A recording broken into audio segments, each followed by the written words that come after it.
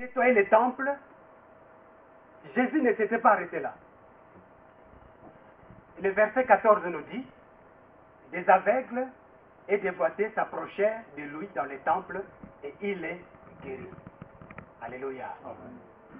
Je me disais, mais le Seigneur, avant de guérir ces aveugles, ces boiteux, il a d'abord commencé par faire le nettoyage du temple. Suivez-moi. Alléluia. Il fallait d'abord que chaque chose soit à sa place. Il fallait que Jésus puisse nettoyer les temples. Et après avoir chassé tout ce qui était là, tous les péchés qui étaient dans les temples, c'est là maintenant que Jésus va maintenant faire des guérisons. Des aveugles et des boiteux s'approchèrent de lui dans les temples et il les guérit. Amen. Amen. Ma maison sera appelée une maison de prière. C'est pour dire que quand Dieu veut faire quelque chose, Dieu n'est pas un Dieu de mélange.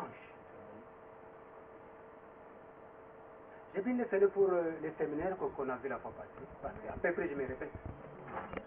Parce que Dieu n'est pas un Dieu de mélange. Dieu n'est pas un Dieu de compromis. Nous nous souvenons encore du séminaire, l'église de Laodicée.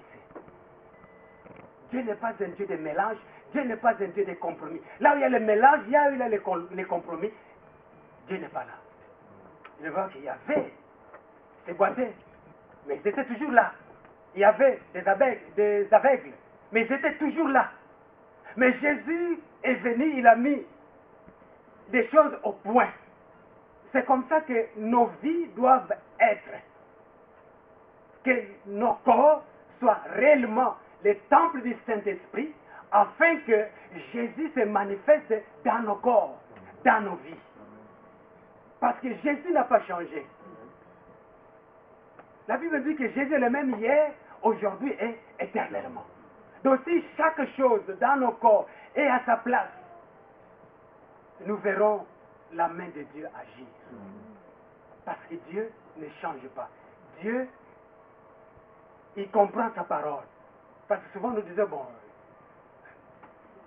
peut-être Dieu me comprend, non. Dieu, ce qu'il comprend, c'est la pratique de sa parole. Et quand j'ai médité ceci, je me suis dit, mais est-ce qu'il n'y a pas de choses en moi que Jésus me demande de ôter?